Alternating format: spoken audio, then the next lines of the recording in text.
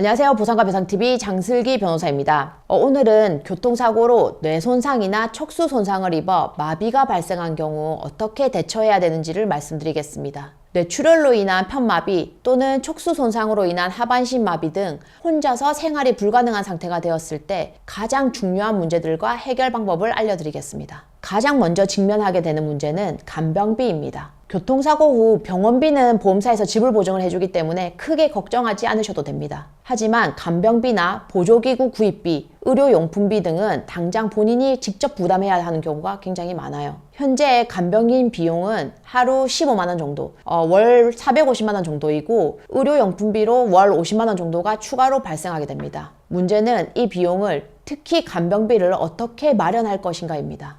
보험사에서는 어떤 지원을 해줄까요? 초기에는 자동차 보험 약관 기준으로 가지급금을 받으실 수 있습니다. 간병비 약 2개월치 한 600만원에서 800만원 정도, 그리고 예상되는 손해액의 50% 내외.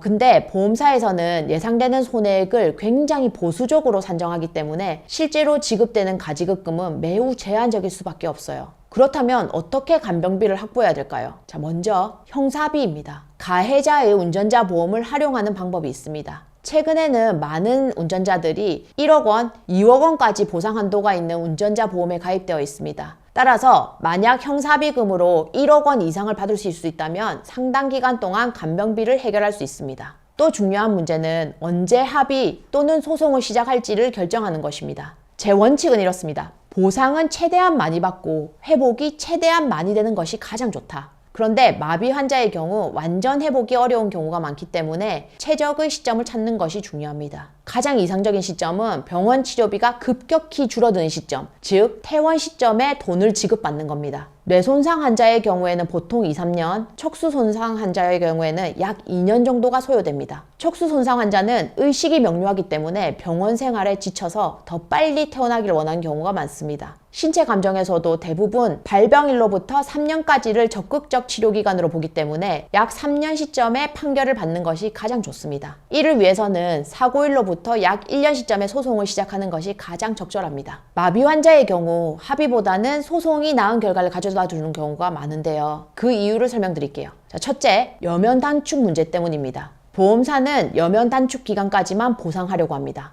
예를 들어서 여명이 70% 단축된다고 합의했는데 그 이상으로 살게 된다면 추가 간병비를 요청할 수가 없게 됩니다. 그러나 판결문을 받은 경우에는 예상 여명보다 오래 살았을 때 추가 소송이 가능합니다. 둘째, 금액 차이가 큽니다. 합의금은 일반적으로 판결 금액보다 적습니다. 저희가 사건을 진행해보면 개호 사건의 경우 작게는 수억 원에서 많게는 10억 이상의 금액이 판결되는데 3년의 이자를 고려하면 1억 이상의 이자가 발생합니다. 이자만 1억 이상인 거고 간병인 수, 개호 시간, 여명 등을 고려하면 실제로 몇 억이 차이 나는 경우가 많습니다. 교통사고로 인한 뇌손상, 척수 손상은 피해자와 그 가족들 모두에게 극도의 어려운 상황을 만듭니다. 당장의 간병비 부담부터 장기적인 치료, 소송 전략까지 여러 측면을 고려해야 됩니다. 초기부터 전문가와 상담해서 치료 계획과 보상 계획을 함께 고려하여 체계적으로 접근하는 것이 중요합니다. 특히 간병비 확보, 병원 전원 준비, 적절한 소송 시점 결정 등이 핵심 포인트입니다.